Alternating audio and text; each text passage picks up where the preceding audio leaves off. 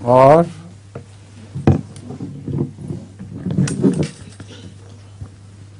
السلام علیکم حضور. وعلیکم السلام. حضور حضرت موسیٰ کے ہاتھ کیسے سفید ہوا تھا؟ حضرت موسیٰ کے ہاتھ کیسے سفید ہوئے تھے؟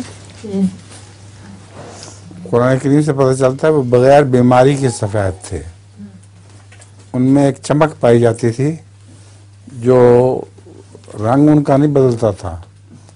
ہاتھوں پر ایک سفید سی چمک آ جاتی تھی. جیسے کہتے ہیں کسی کی روحانیت سے اس کا چہرہ چمکتا ہے، تو اس طرح حضرت موسیٰ کا ہاتھ چمک اٹھتا تھا مگر اس کا رنگ نہیں بدلا کرتا تھا. شکریہ حضور. اور لطیفہ آپ کا؟